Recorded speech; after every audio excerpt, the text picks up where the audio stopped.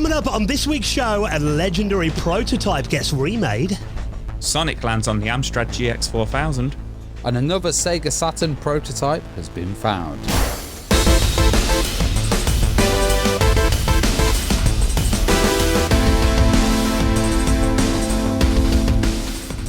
And the Retro Hour podcast is brought to you every week with our amazing friends of Bitmap Books, who are kind enough to sponsor our show every week. And of course today, lots of talk about Atari as we welcome on Matt Householder as our special guest. One of their books you've got to check out if you love Atari, Atari 2600 and 7800, a visual compendium. Now this celebrates a console that really kickstarted the home gaming revolution, including some of the most iconic titles of all time: Asteroid, Space Invaders, Pac-Man, Defender, Joust, Pitfall. They're all in there as well, weighing in at more than 520 pages and covering more than 200 legendary Atari games. Check it out in the rest of their retro gaming collection at bitmapbooks.com. And with our friends at Replay Events, who are going to be bringing the UK's biggest retro gaming market back to Doncaster a bit later this month on Sunday, the 23rd of November. Now, it's going to be on back at the Doncaster Dome, just minutes from the M1. It's actually got over 600 free car parking spaces as well. So pop along, get yourself some great bargains. Doors open at 10:30 a.m. and all the details at doncastergamingmarket.com. Hello and welcome to the Retro Hour podcast, episode number 505, your weekly dose of retro gaming and technology news with me, Dan Wood. Me, Ravi Abbott. And me, Joe Fox. And great to have you joining us for the podcast that lands every Friday and of course celebrates everything there is about the golden age of video games and technology. And we'll let you know what's been going on in the world of retro gaming and tech from over the last week. All the big headlines, bit of a roundtable chat on the first half of the show, and then an industry veteran to tell us their story on the podcast every week. And today, we're going to be going inside the world of, I think, possibly the most famous gaming company of all time, Ravi.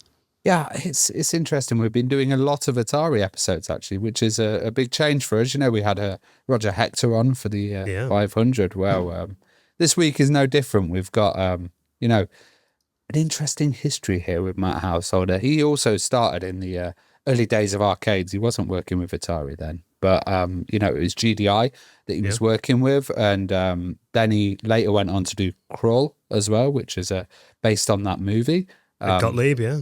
Yeah, pretty cool game. And then he joined Atari when the Tramiels were taking over. And there was that really interesting period where they went there to, buy Amiga. That there was that deal that was potentially on the table, and he was kind of in there when that stuff was going on. So we talk about that, and there's a lot of inside info on that.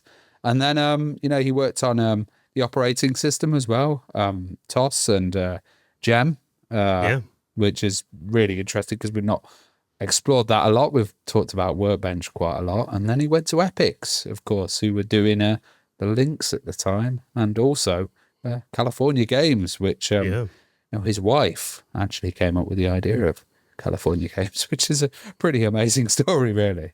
Yeah, we ran off the story at 3DO as well, where he went to. So, I mean, basically, you take all these, big gaming companies of the 80s and early 90s off. He was pretty much all of them, really, wasn't he? So, really interesting history. Particularly, I mean, as you mentioned, Ravi, we do talk about Workbench and the Amiga quite a bit, particularly recently. We did get a few comments because we've been going to all these Amiga shows and the 40th and stuff. I can see Joe rolling his eyes already. We did get a comment last week. There was a lot of Amiga chat on this week's podcast. Well, there always is, but there's a lot of Atari chat on this one. So, but it is interesting though, because around. as you said, because the Amiga nearly went to Atari. They actually put some money into the independent company Amiga at the time, who have recently renamed from High Toro. Jack Tramiel wanted the Amiga, and they're actually, I did hear rumours that they were working on a prototype inside Atari using the Amiga's custom chips. It was called the Mickey. So, Matt didn't have too much to do with that, but he was around at that time. So it's quite interesting to hear kind of his reaction to the Tramiels coming into Atari, because he joined just a couple of weeks before that. And there's kind of later periods of Atari as well, with, the Lynx coming out, which of course was from Epix, RJ Michael and Dave Needle. And that was amazing at the time, seeing that come out. And, the tie-in title with the Lynx was California Games. So hearing about that version and how they actually got it to run on the Lynx is really interesting. And we kind of like this period of not that successful consoles and stuff like that. It's kind of our jam, that area. Yeah, I mean, I've got a Lynx, I've got a 3DO, I've got an Atari ST, which I wouldn't say the Atari ST was a failure by any stretch of the imagination. Oh, no. I mean, did get overshadowed by the Amiga here in the UK. But it was there first, wasn't it? Yeah, which we do talk about the fact that, Atari lost the Amiga, then kind of the rush to market to get the ST out first. And there's a really interesting story in here as well. You did touch on the fact that the Atari ST, for its operating system, ran a system called TOS, which was a development of Digital Research's GEM operating system. Which was from Gary Kildall, who, was legend from the Computer Chronicles in the US, co-hosted that back in the day. But I do remember that there was a battle in court that Apple actually sued Digital Research, saying they copied the Mac's look and feel. So they had to basically neuter the GEM operating system on PCs to not resemble the Mac in any way. But Atari kind of got away with that. They didn't have to change TOS or anything like that. But he tells some really interesting stories of these kind of mysterious figures that suddenly turned up at Atari's HQ and wanted to see the operating system in operation. Also games design stuff as well. So, the California Games was such a huge title. And, they'd done the kind of Winter Games and World Games series before. But I remember when I first played California Games, that just stood out to me. I was like, what is hacky sack? And I just totally learned about it. And, all those different kind of cool, they seem really exotic and cool to us and foreign sports. And, he was just surrounded by them being in California. So that's a really, really nice story as well.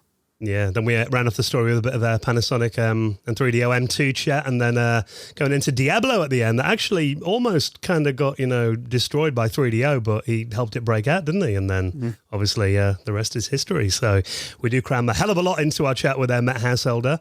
If you're listening on audio podcast, you're going to get that in the second half of this week's show. If you are watching us on YouTube, you're going to get that as a separate video on Monday. We should say, we are doing this podcast on YouTube now as well. Which is a bit new. Patrons get the full thing as well. Yeah, they get a mega, a big data blast. They get the whole episode in one. And also, if you're hearing any little bits of pops and stuff in the background, it is bonfire night. So I've got some fireworks going off in my kind of area, not in Dan's sleepy village. Yeah. Ravi's not recording from the front line tonight. Yeah, it is actually fireworks night here in the UK. So if you hear any sounds in the background, that's what's going on. But of course, lots of news stories to bring you up to speed on as we're now into November. And first story of the week, someone's actually built something. Now, I don't know about you guys, when I first saw this, because I've mentioned before that kind of the early 2000s were kind of my gaming wilderness years when I went away to university, got other interests for a few years. But I do remember seeing this in a few of the should we call them lifestyle magazines back in the early 2000s that I used to read.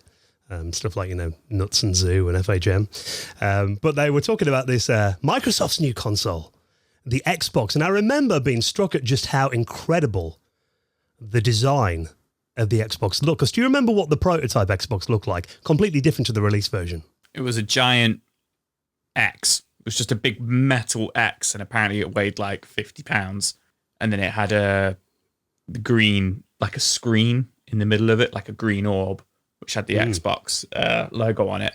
But apparently that was never their intention for it to ever be the final product. It was actually just kind of it was always just going to be the prototype. It was just to show it off and make an impact, when they first revealed it. Because that was kind of like the codename prototype version. But also, coming from DirectX, which was one of the most famous technologies, the Xbox was a kind of continuation of that, but also with Sidewinder as well. So interestingly, they used some of the Sidewinder pads on this first prototype, which was Microsoft Sidewinder was their kind of gaming range, because they weren't really that well known for gaming before. They had a few titles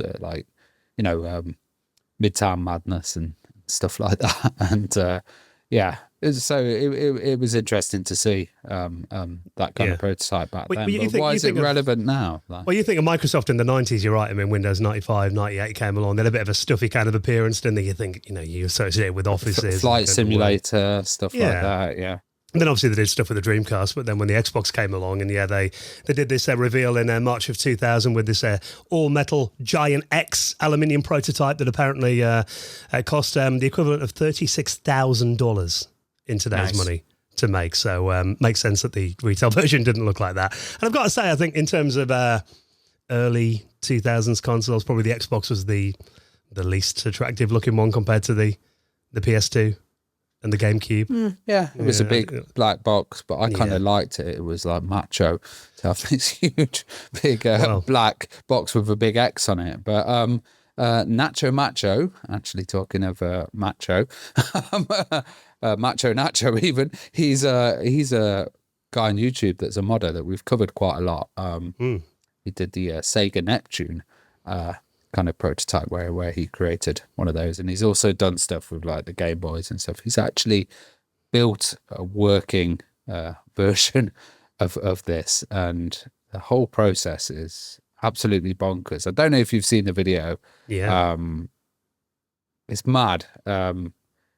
If you want, I can go through what he's kind of done on it and so basically what he's done is he's actually captured the original dimensions and everything. So he's recreated that original Xbox announcement prototype using parts from the original Xbox and a few modern conveniences to make this into a fully real playable. He had to do it with virtual reality, didn't he? So take some pictures and then get it kind of built in virtual reality and then measure it, and also use that Sidewinder pad as a reference point of what the estimated kind of size would be. Well, the one thing that really bugged me about this story is he said obviously getting hold of one of these original prototypes is pretty tough. Turns out he doesn't live too far away from New York. I mean, I say too far away. I think it's about 300 miles, which in North America is like next door. For us, a bit of a trek. But it turns out that apparently there is one of these original Microsoft Xbox prototypes at the Microsoft store in New York. And I was in New York in April. I walk past that store every day. Didn't go in. I thought, it's just going to be laptops and boring stuff like that. Turns out if you go up the second floor, you can actually see one in a case. So kind of kicking myself I didn't get around to seeing that. I'm going back next year. There's fingers crossed it'll still be there. But yeah, he went along and then he used a process called Gaussian splatting to basically do a 3D model of it. Kind of like photogrammetry, like 3D kind of laser scanning style stuff, but done off a photo. It's amazing because he actually took these dimensions and then created this case, and it's just amazing what you can do with the internet nowadays. You put it on PCBWay, got an aluminium like prototype cut and designed a computer aided design, a CNC'd beautiful piece of aluminium. It cost £6,000, $6,000 to get it actually created, just for the case. And then he did all the internals with a 3D printer as well to hold all the different sections in. So it is a fully functional machine. And it looked mad because I couldn't imagine spending that much on something like, that you just press print on once and then hope that there's no mistakes and it's all been sent correctly. And, you must have checked it like 1,000 times before sending it. To be fair, at the time, the Xbox completely missed it. Nobody at school had one. I didn't play an Xbox until like 2005, the first time I ever played an original Xbox, which was at a friend's house, somebody I met at sixth form, and he just so happened to have one, and we played Halo 2. And it was just this kind of like mysterious console that none of us really paid attention to. So I don't recall ever seeing the big original, the big X as they called it, until probably until I was on the Retro Hour really, or much later, in my life. But was just watching through the video there. It's not as big as I thought. I thought it was like as big as a desk. I mean, it's still pretty huge. Like it's really wide, especially once it's got that bit on the back of it as well. But I thought it was like, as big as a wheelbarrow. I thought it was massive. It had 3 guys to carry it down the street. Yeah. But it's still pretty gnarly. It's like, imagine 4, what Xbox actually ended up being, like 4 of them, kind of like, or maybe like 5 of them, isn't it? Like the depth of the thing. It's cool. It's cool that he's made it. I guess like it's like a piece of history, isn't it, really? Well, he's put a lot of work into this. So he's, as you mentioned, he's fully machined aluminium, hand polished the front, got that thinned rear as well, which looked like it was for cooling. And there is some modern quality of life improvements in there. So it's got stuff like HDMI output. He's put an SSD in there as well, rather than the hard disk that you got in the original Xbox as well. You did mention that it had that kind of the little orb on the front of it. But he's actually, if you watch this video, rather than just having it like a glowing green orb, he's actually made that into a screen. Oh, okay, which is pretty cool. So it's got like a little animated nuclear reactor effect in there as well. Am I right in thinking this was like on stage with Bill Gates when he did the like demonstrations of early stuff? Which they do cover in the video, because there is that it's the famous Xbox announcement when Bill Gates is stood next to it and he's holding the Sidewinder pad and he's playing on it. But actually, it turns out there was just like a PC kind of hidden under the table that was doing the demo. That was just up there next to him, kind of. And you can see with the Duke controller as well. It's included that in the case, but you can see with the Duke controller how that kind of progressed from the Sidewinder, like evolved.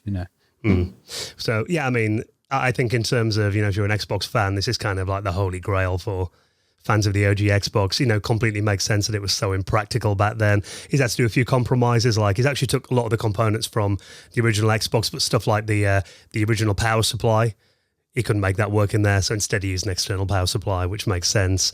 There's a few things like USB-C power, to power the little screen and stuff in there as well. So he's used a lot of like modern conveniences to make it possible, but I think it does look incredible. So he's talking about he might have a little trip to Redmond to Microsoft with a prototype to show it off to them and see what they think. Just, this costs like $39,000 back in the days, and someone's doing this for like $6,000 online.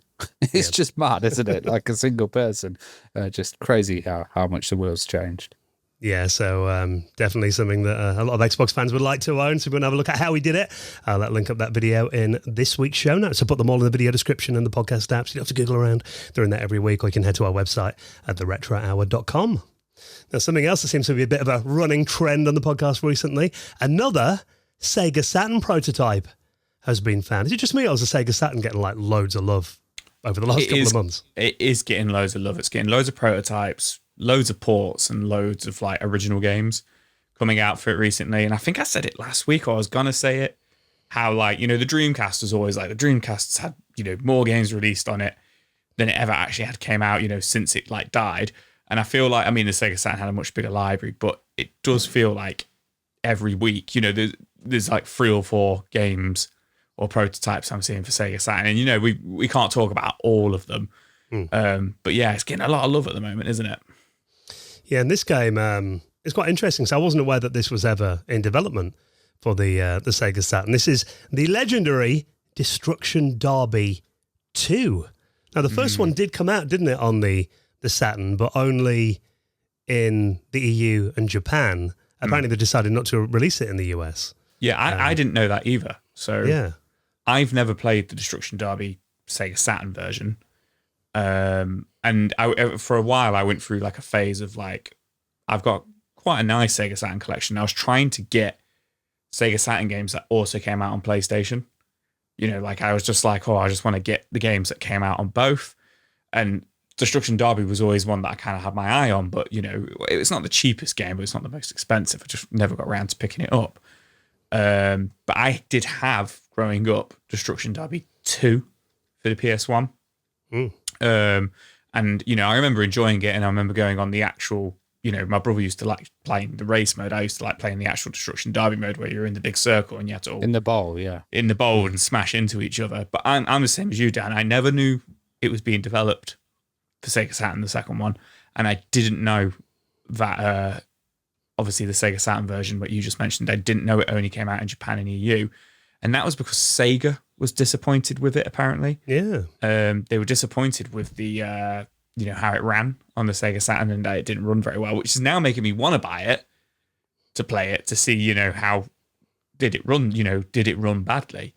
It was like your janky games, don't you? Yeah. It doesn't look too bad, like looking from what they've got out there and that they've put out there, it's 2 discs, so one contains one of the circuits and one. Oh, what for the prototype? Yeah, well, let's talk about what this is then. Yeah, so this is we just kind of touched on the fact that they were actually developing the second Destruction Derby that landed on the PS1 in 97. Turns out, behind the scenes, Probe Design were doing a port of it to the Sega Saturn, which actually got quite far into development. Apparently, it's around 95% complete when it got cancelled. So, what's the discovery, though? Looking at it, well, they've discovered the discs. They've put a video up of them, and it looks like the draw distance is really quite good, actually. For the track. I thought it was really bad.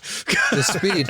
I'm just thinking for the Saturn, and consider it's like not fully done. There's elements that need to go on the side. There's a lot of textures missing, stuff like that. But it has got the the location of the damage, which was one really big thing about hitting the side of the cars, and that accurately being measured. I don't think the resolution of the menus looks very good. It looks very Sega Saturn. Yeah, it doesn't look that polished, but then obviously we're seeing something that's captured. I don't know how it'd look and present itself on a CD. But interestingly, when I first read this and they said there were 2 CDs, one with one thing, I remember that it was a 2 CD released Destruction Derby on the PlayStation, and they had that Psygnosis demo disc as the second CD that you'd actually get with it, and then they'd also have on the PC, they had a second CD version as well, which had some, extra bonus content, like it had high-res cars on it and stuff like that. I'm impressed that you had a retail release on the PlayStation, Ravi. I thought all yours were from... Oh, no, yeah. I didn't meet him till later on, so some of the earlier titles I had full releases, yeah. Well, there's a guy called Andy Lunn who was apparently the programmer for this version of it, and he did mention that he got it to 95% complete, and there's a great article on Time Extension that breaks it all down. He commented on a playthrough, like a little preview of it on YouTube back in 2011, saying that it really kicked himself that he didn't keep a gold disc of it, because he said it was really difficult to get it working on the Saturn. He had to do a load of tricks to get it working on that hardware. Looks like this version that has been leaked that you can download now, it definitely doesn't look 95% complete. It looks like a much earlier build. We're only seeing one car on the track. We're not seeing any multiple cars and smashing and stuff, and that could, particles and stuff coming off it could really slow it down. So. And literally on the menu as well, some of the options just have a red cross over them. So they're obviously, they're not there yet. And as Ravi pointed out earlier, like all the textures of the car, it's just a bright blue, like palette, like just there, and then it's the same for the buildings in the background of the game. But it does run. It's interestingly, it's gone on Sega Extreme forum, so they've posted a link that contains the discs, and there seems to be quite a few people that have helped put this, link together. So maybe they can, play with it a bit and sound like they're quite the experts at this. So maybe we can see some cleaned up, polished version of it, and maybe finally a release. Yeah, I mean, like you said, the other cars are missing. A lot of the textures are missing from it as well. But the main engine is there, isn't it? And it looks like, I mean, you did mention there that Ravi, you said you quite liked the draw distance on it. Jay, you said you're a bit disappointed. To me, it looks typical of the time. A lot of the games back then, you would expect that kind of draw distance on a racing game. So I don't fault it for that. But I think it looks like the main elements of the game are there. So, they need those Psygnosis textures on the cars and stuff like that. That was always my favourite car to go with. So it looks very cool, I think. So I mean, it's just great that the Saturn is getting so much love recently. So looks like everything's there to maybe, the community can get that finished off. So if you want to download that link is up there on the Sega Extreme forums. I'll put that in the show notes as well. Now, someone else who seems to be getting a extraordinary amount of love over the last few months is good old James Pond. Is he getting love, or is he just getting attention, wrung out, milked? Well, we did talk, didn't we, back in the summer that there is a new game that's coming out called James Pond Rogue AI from Gameware, which did get a bit of criticism at the time. That was the game that used a lot of kind of AI for the marketing, and then the original designer of James Pond, Chris Sorrell, he's not involved in it, and he kind of spoke out quite publicly saying he wasn't a fan of what they're doing with it. We looked at it, and actually, there's a lot of the mechanics there, it seems, in the teasers that we saw from RoboCod, including the fact that James Pond can kind of bend round corners and stuff. So we said we'd wait until the game's out there. We'd reserve judgment, give it a fair go. But while we're waiting for that, it turns out that apparently we're also going to be getting some more James Pond from System 3 this time. We're putting together a compilation called The James Pond Legacy. Yeah, like Joe said, it's not getting that much love. The other producers of the game, Retro, what were they, Gameware Europe, they kind of did some AI stuff. System 3, they're a huge, great developer. I'm really disappointed that the front cover is this. When you consider, we've had David Rowe, the artist behind James Pond, do the front cover of our book, and he could have done a much better job than this, especially looking at the time period that are covered. So these games releases, you got Underwater Agent, Codename Robocod, Operation Starfish, and then the Aquatic Games as well. And that period is like prime David Rowe, Amiga and PC. Having this kind of art is just totally irrelevant and slapped together. And it's annoying because they did the last Ninja collection recently, and that looked great. The artwork on there was fine. So I don't know why they've kind of gone down this route. Well, it does look like System 3 have used AI for the cover of the game, is what you're talking about. Yeah, because it's like, or just really bad rendering. It's yeah. Which, I mean, I think, it looks like it's going to get a physical release then, which is kind of cool. I mean, it's always nice when they look decent. Yeah. But I mean, I can see why people are complaining about it. But I mean, I think if the game's run, I'm going to look at the cover once, then shove it on the shelf. I don't know what, but you'd think a collection edition. Yeah. Like it would look nice with it's for collectors. Original artwork and some stuff in there, or a new custom one.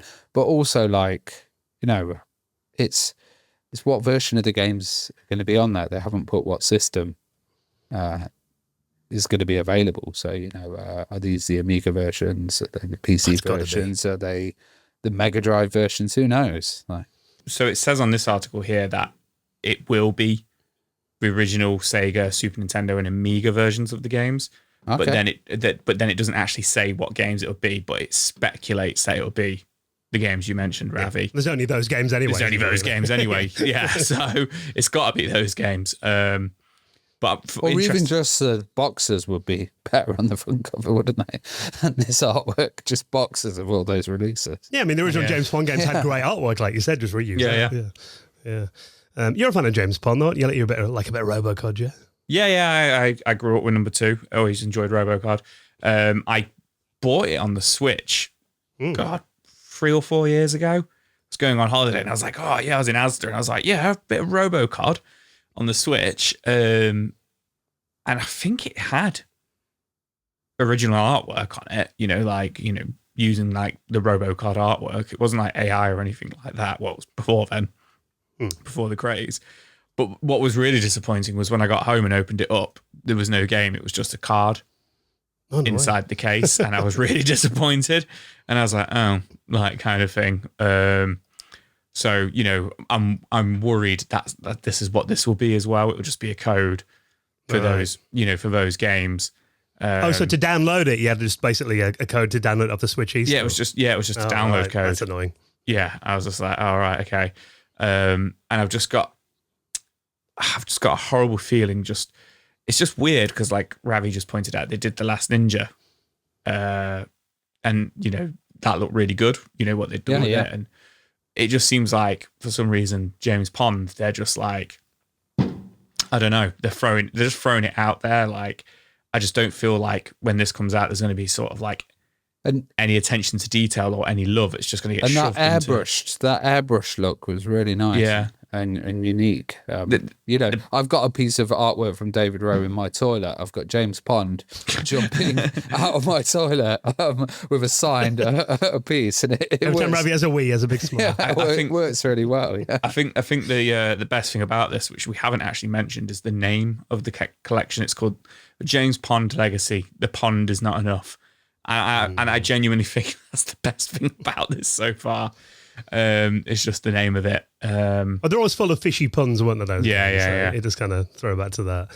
I think it's cool. I mean, these are games that, it's interesting because I was watching a live stream over the weekend from Ashens, and a YouTube called Yestazine. It was from a couple of months ago, I think, but he uploaded it onto his channel where they went through all the old Silica adverts, the company that used to sell computers and consoles back in the 90s, and they were talking, it's like a 3 or 4 hour stream and it playing in the background. And they got to a section where they were looking at some console that came bundled with Robocod, and they were saying, never liked Robocod, was never a fan. And interesting looking at all the comments on this, people saying, it was such a boring game. What? Which it seems like the tide's turning on that, which is weird. I always remember that being rated really well. I like the original, the first James Bond. I thought that was really good. Underwater Agent. I thought that was one of the best early Amiga memories that I had, actually. Yeah, I remember playing that at my friend David's house when I was 10, when he had an Amiga 500. I'm a fan of Underwater Agent. The third one that came along, Operation Starfish, that was it was basically... it was a bit too toony for me, when you had the vehicles and stuff like that, and it just got a bit... let's try to be Sonic, like everything did at that time period. But it was still fun, yeah. Yeah, a bit of Super Mario World about it as well, didn't it? Kind of copying the feel of that. Ran very fast, as I remember, probably a bit too quick to control. And then you touched on the other game there, which I guess out of the 4 James Pond titles that came out on the Amiga, that fourth one's generally the one most people forget, the Aquatic Games, which was a bit of a joystick waggler. Yeah. I think we refer to them where... Yeah, basically, compete in races, that kind of thing. I was quite like the Aquatic Games. That was quite a fun game. But one that I haven't played for about 30 years.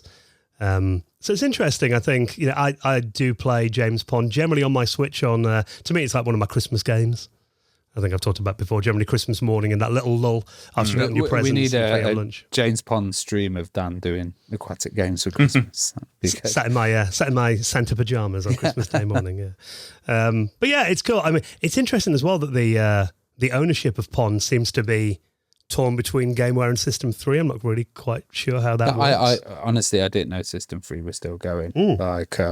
I'm pretty amazed that they're still doing stuff. But I love System 3. We had Mark Kalon last year. He did tell us, Ravi. Yeah, they moved, but they moved on to they were redoing Constructor and stuff like that, and they were doing HD versions. So this, I don't know. Maybe with other people doing a new James Pond, are they just doing a release of these to stay within the Pond momentum and get some sales right on the back of that? Yeah, I'm not sure, because can they do one that? Would be weird, wouldn't it? 2 rival new James Bonds coming out at the same time. It could happen. A few people have commented that they would like to see the PlayStation version of it as well, which a lot of people forget that James Pond Robocod actually came out on the PlayStation. And I've only played it a couple of times. I did burn a disc of it a few years ago from the brief play that I had with it. I actually thought it was a pretty decent version. You went to the pirate guy for the PlayStation. Can I get James Bond? Yeah. Got him out of retirement. Got it on ship. So, it is very cool to see, a character that has kind of been forgotten for so many years, coming to the limelight again. Quite how good these are going to be. We need James Bond the movie. Make it happen, System 3. So, no word on release date on this yet by the looks of it, but one that we'll keep an eye on, and link up the trailer if you want to check that out on the announcement. Now, something else that we did kind of miss this one in time for Halloween, but it turns out there have been 2 new versions of one of the most legendary gothic horror platform side-along slasher games. Castlevania has also quite a lot of love recently. Now, we did talk about an Amiga version of this coming out a while ago. It turns out that at the end of last week, on October 31st, this version of the legendary Konami game for the Amiga, Castlevania AGA, from the developer Dante Retro Dev, has actually done a version for the CD32. So, we covered this, I think it was over the summer, that it had been ported to the Amiga. And Ravi pointed out that there was a Castlevania for the Amiga, and it was awful. Yes. And then this is a retooled version of the game, made in the Scorpion engine. And just kind of to recap that, it's fantastic. It's a really, really, really nice looking version of the game. You guys always take the mick out of me not being interested in the Amiga. I always love what the Amiga can do now. If I when I saw the original Castlevania on Amiga when Ravi showed it me, I was like, that is awful. Like I would have cried if I got that for Christmas. Well, it's never too late to get into it, Joe. I knew the A1200's coming out soon. Where is this new version? We've tried for 10 years. Come on. This version of Castlevania AGA, looks fantastic. And interestingly, it uses like sprites and assets from the Sharp X68000 version of the game, which came out in Japan in the early 90s, I think. And they've kind of like blended the games together. And, some of the graphics look absolutely fantastic. A few of the enemies do look very 8-bit, but I think to describe the look of the game, it's very much in between the original NES version and then the Super Castlevania 4 for the Super Nintendo, which was actually a remake of it. Like graphically, it looks in the middle of them, and I think it looks great. But the reason we're talking about this again is, it's been ported to the CD32 now, hasn't it? Yeah, and CD32 ports, I'd say a lot of things. There was not that much optimization or tweaking that was done for CD32 games. Usually, you'd have a better soundtrack if you were lucky, and an intro animation. And I was looking at one of the beta releases of this, and they were saying, we put the CD32 version out there. This was a while ago, and it had a full CD audio soundtrack, which is really cool. So that's the kind of bonus that you get in there, and you're getting like a nice case, and it's on CD. The A1200 and 4000 version previously is Amiga mods. So that's done by DJ Metune, but this sounds like it's a full, CD soundtrack, and I guess that might have been taken off the Sharp one or another version. I'm not quite sure where that soundtrack's come from, but that would be cool. A bit of a bonus to put it in and have the really cool soundtrack. I haven't got around to trying this yet. I mean, it looks like it is still a work in progress, so it's only a demo version that you can get at the moment. But apparently, there's like it's up to like levels 10 to 15 of the game have now been added in, with a bunch of new enemies and bosses that were missing from the earlier demos of it as well. So it looks like they're kind of just adding stuff to it as they go along, completely free as well. So they're not charging for it, which I think is awesome. And it does say, I don't know how true this is, but apparently it does just work on like the base Amiga 1200 and base CD32. Yeah, they should do. If you have a CD drive, there's some magic that you can do to get it to work. There's like CD32 emulators for the, I've never managed to get those working on my Amiga 1200. IDE Fix 97, Dan, or CD. I keep reading that every time I try. Yeah, it doesn't work. So I'll come round. Yeah, my CD32 is poorly at the moment, so I haven't had it for about 5 months. It's been looked at. So when I get it back, though, will be nice to try this out. Not the only Castlevania port, though. This one was even more unexpected than the Amiga version. Someone's porting it to the Atari 2600.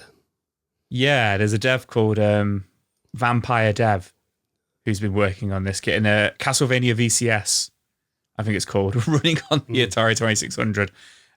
He's currently working on getting the entire first level built on there. So far, it's just the first few screens. But as far as a 2600 game goes, you can tell it's Castlevania.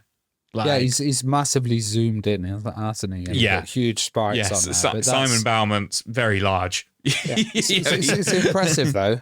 Yeah, it's really impressive. His whip, and even like the candelabra that you hit with your whip, and the fireplace and all that. It's all very clear. It's Castlevania, so that's another one to keep an eye on as well over the next few months. Yeah, there is a thread on the Atari Age you can check out. Basically, this guy, Vampire Dev, said he got interested in the 2600 via the VCS Game Maker. So he's actually using that by the sounds of it. So he said he likes the challenge of being able to fit the game into like the 4K or 8K limit of the system. But he said the aim is to try and make it as close as possible to the original NES game. But so far, he said, from his experiment, he's pretty satisfied with it. Simon can walk, jump, crouch, and attack. He can hit the torches with his whip and pick up hearts from them as well. And he showed off the title screen with the small intro cutscene that you can check out on Blue Sky. So he said the aim of it is he's quite far into it already, that he wants to get at least one fully playable stage out there for people to play with as well. So I mean, whenever you look at stuff like this, we always have to keep in mind the limitations of the hardware.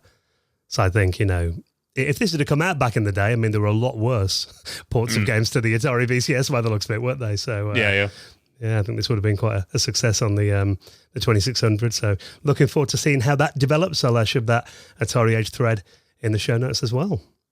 Now, just before we get into some rather impressive ports and also an event that's coming up in a couple of weeks' time, if you're a fan of the game Worms, let's just take a quick second to give a massive thank you to this week's sponsor. That is our amazing friends at Shopify. You know them, the ones with the sound? The sound of making money. Now, Shopify is for you if you sell anything at all, online or in person. Maybe you're at that stage where, we're coming into 2026 soon. You might have had a little side hustle going on this year. Maybe next year is a year that you're going to take it seriously and step things up. Well, Shopify is there and it scales with your company as well. So whether it is, my wife does like stuff that she used to sell on Etsy, she does on Shopify now, embroidered goods, that kind of thing, upcycling things. I've got mates that sell t-shirts on there. A friend of mine sells books on there, but also huge household names like Mattel and Gymshark use Shopify to sell their products as well. And the great thing about it is just how easy it is. I mean, even if you've got no experience of doing e-commerce, you can jump right in, can't you? Yeah, it's really easy to set up. And one thing I love about it is the admin system on there, because you can do analytics. So, you can see your sales, you can see when you had an impact, link that in with your social channels as well. But then you can have it on your mobile app.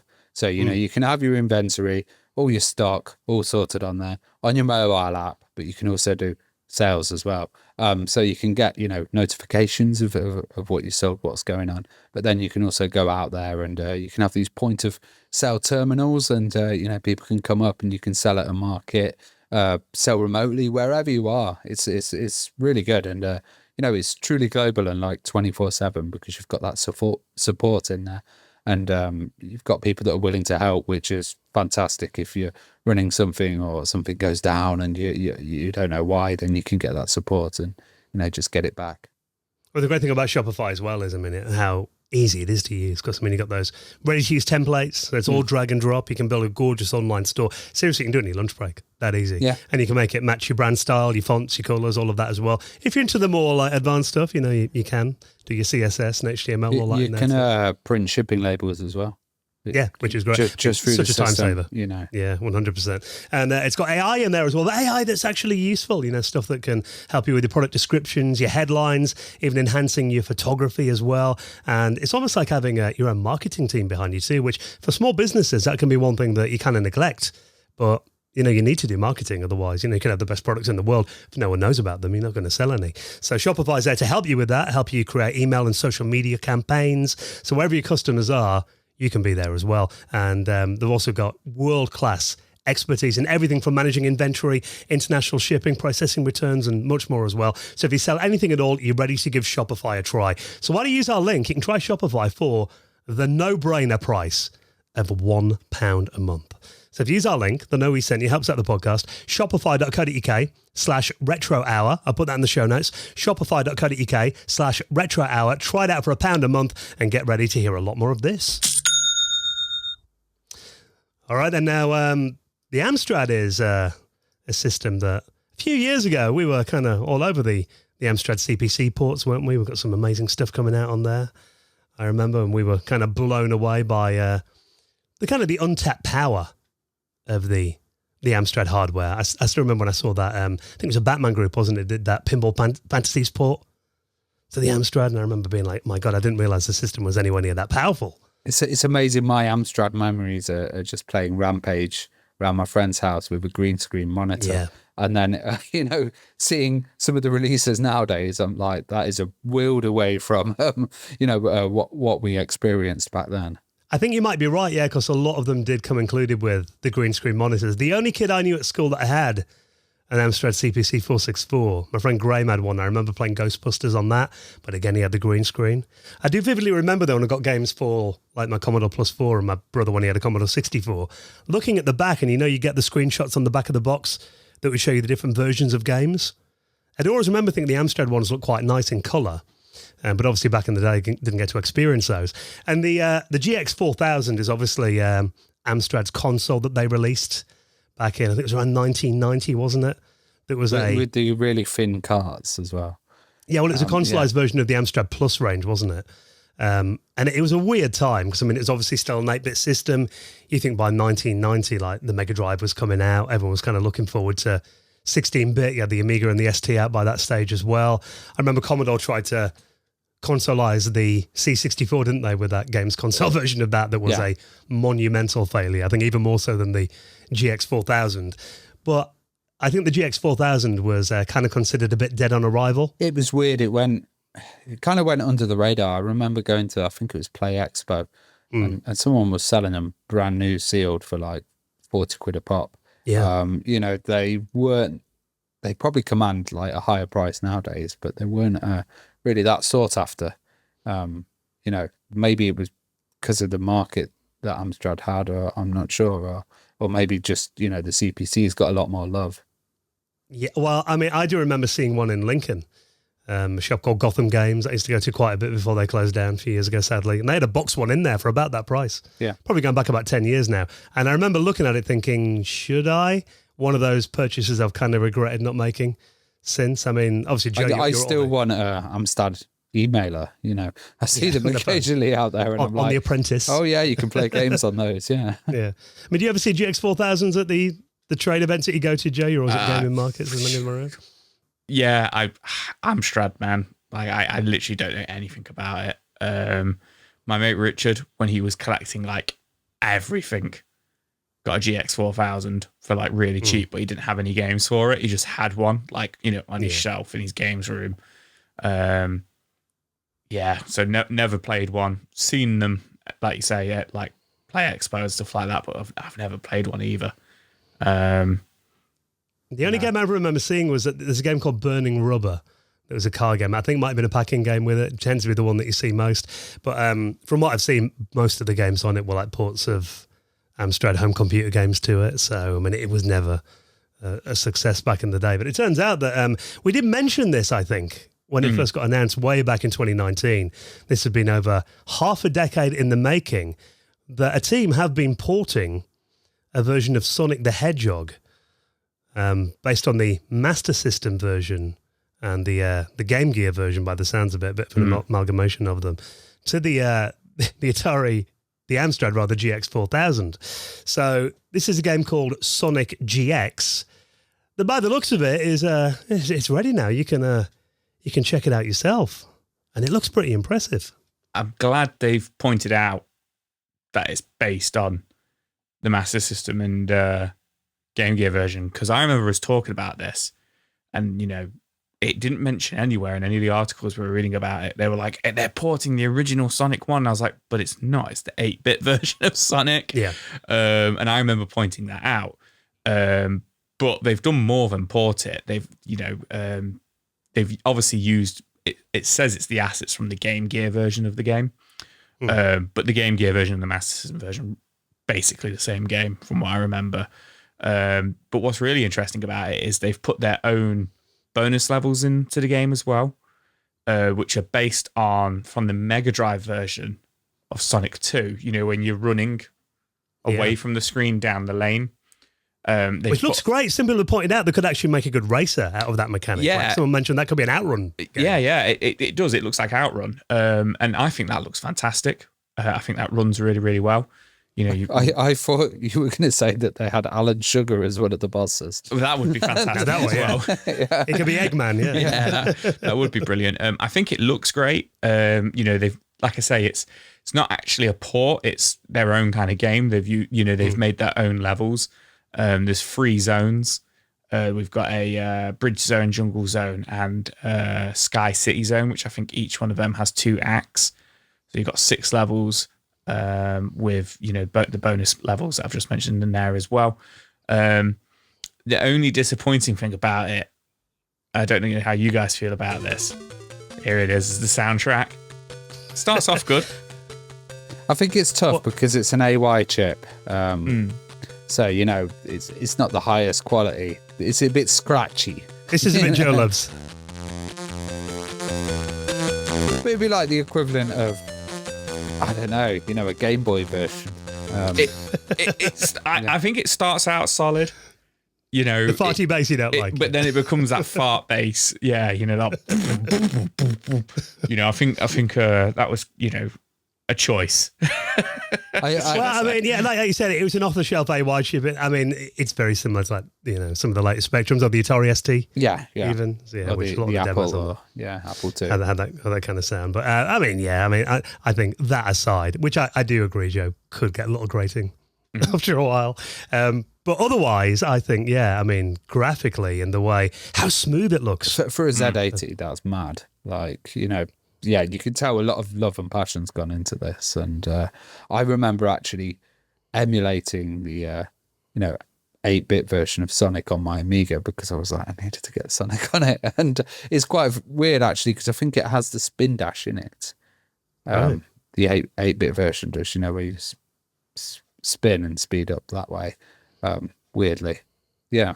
Interesting. I always remember because, I mean, there was someone did do like a demo of it on the Commodore 64, didn't they, Sonic?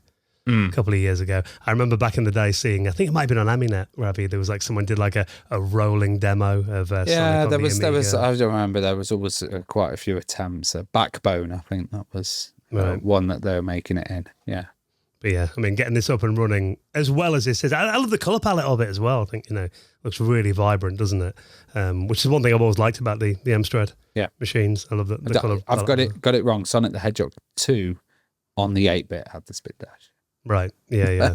But yeah, I mean, how well they've done this, considering it is completely free as well. Yeah, so, and I guess they could upgrade it as well. They could change some of the levels and change some of the assets and like release further Sonic games, or even mods or fan releases, like stuff like that. Yeah, so now the engine's in place. Yeah, I mean, it looks awesome though. So I think top work to the team from Condense is the crew that are behind this. They brought it out at the Benediction Coding Party. Just landed this month as well. So if you want to check that out, GX Sonic available for download now. So I'll put that in this week's show notes. Now, it's one final story for everyone else. Patrons get a few more. We'll give you a couple of extra stories if you're a patron on the podcast each week. Obviously, this year marks the 30th anniversary of the legendary Worms. We did have Andy Davison on the podcast a couple of months ago, didn't we? Yeah, such a nice dude. One of the highlights of my year was talking to Andy Davison. Worms, such a epic title, and really made Team 17 as well. Yeah, I mean, one of those, I think you're right in terms of Team 17. They're definitely up there. I don't know if they are, but it's got to be between them and System 3, like the longest running independent. Oh, yeah. Big survivor, and also kind of how they take on indie projects now as well. I think that was very kind of set in bringing Worms in and a few other titles. And now, they've brought out loads of hits later on. And they've all been good indie games, and they've helped bring them, publishing and putting them out there, getting some light on them. Love a bit of Overcooked. Great game from Team 17. But I think you're right. I mean, it kind of feels like Worms has kind of seen them through the decades, hasn't it? I think it's a big part of it. Help them last, in their longevity. So if you're a fan of Worms, obviously Team 17, Yorkshire company, aren't they? And they're actually going to be doing a Worms 30th anniversary event at a place in Wakefield, the Wakefield Museum, coming up a bit later on this month, Saturday, 22nd of November. Now, this is from Ashley Day, who used to be a games journalist. He's been a huge fan of Worms ever since he played it on his friend's Amiga 500 back in the day.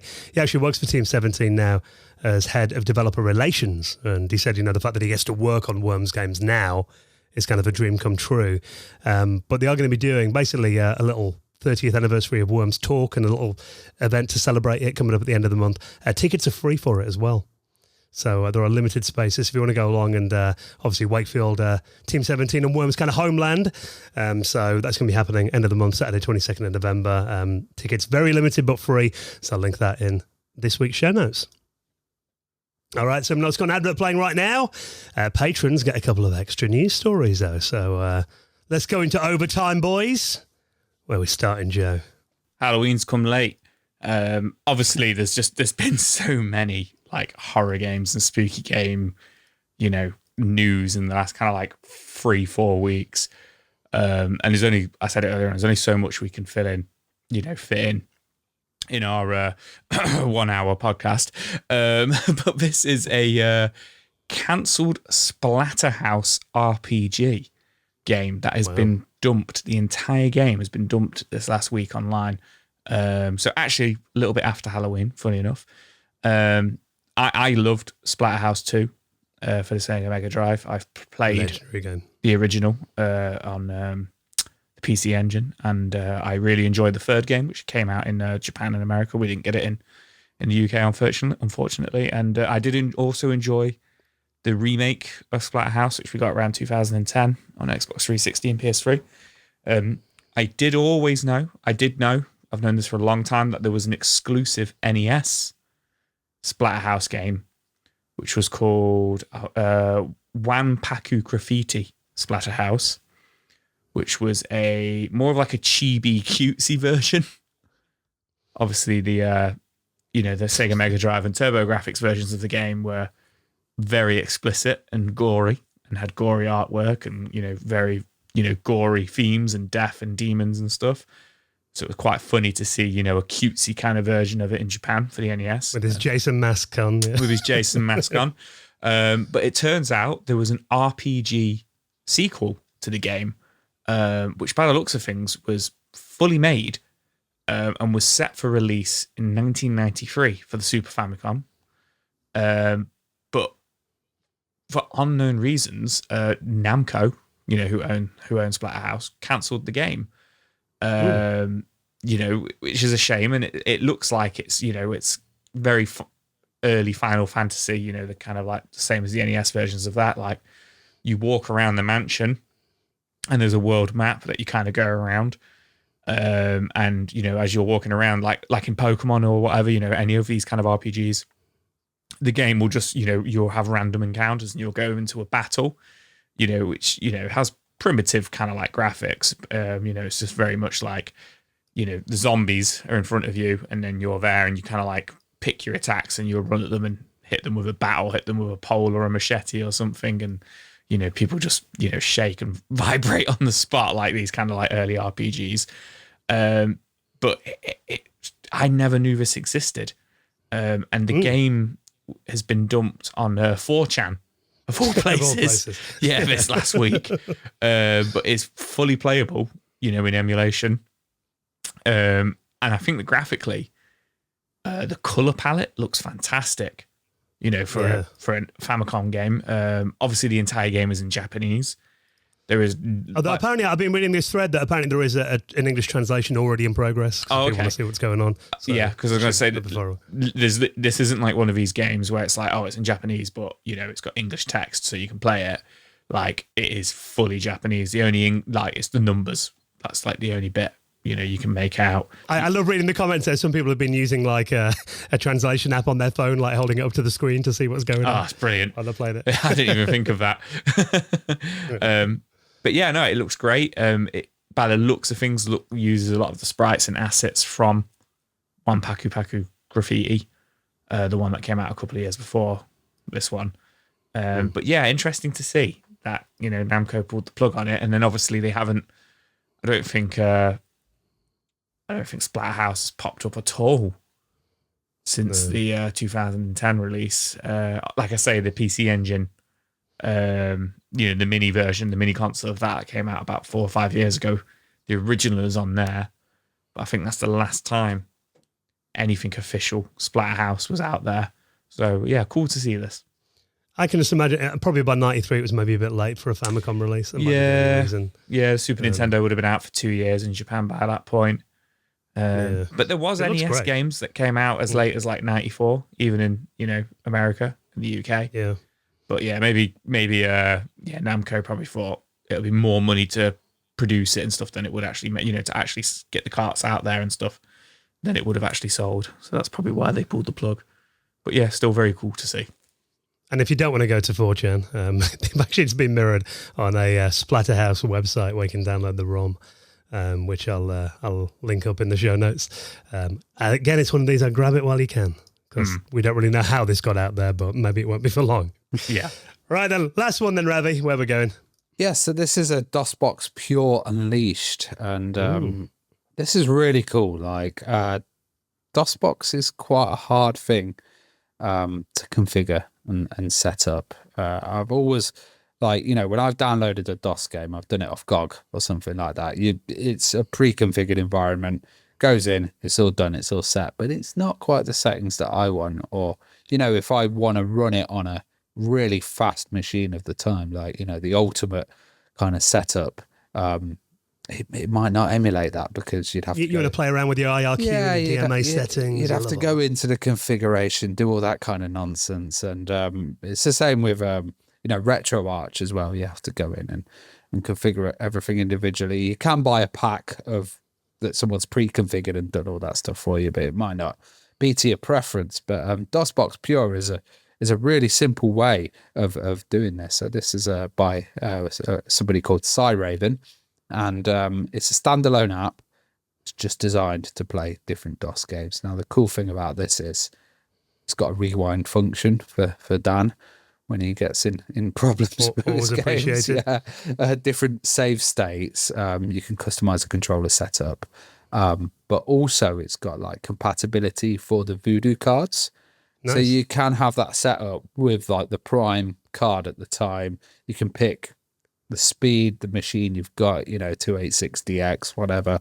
You can have your memory in there, but then you can also choose your sound card, because you remember there was a different selection of sound cards for Adlib, Sound Blaster. Yeah, exactly. So you can get the MT32. You can have the beautiful MIDI music on Monkey Island playing through an emulated MT32. You can have your kind of whole different periods of PC, so you can have your later shooters on there. You know, you can run like Tomb Raider on a really high-end setup, like Prime PC version here, beyond the PlayStation's quality. You know, stuff like that is really interesting. And I always find you can never get the perfect DOS setup, and even if you have a DOS machine at home or you know, an old PC, you're kind of limited of what you can play.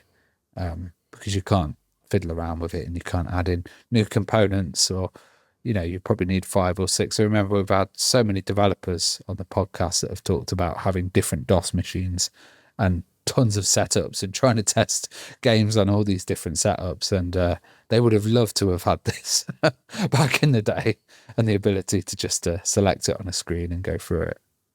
I think, yeah, it does open it up to a lot more people. Because, I mean, I do have like a 486. Yeah. With DOS on it, and I mean, yeah, it's I think we got spoiled a bit, Ravi, being Amiga users back in the day.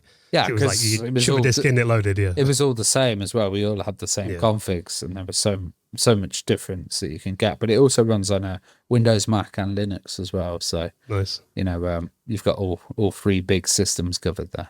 Completely free as well. 5 years in the making, so nice to see that out there. DOSBox Pure. So if you want to check that out, I'll put that, and of course, all the rest of the stories in this week's show notes.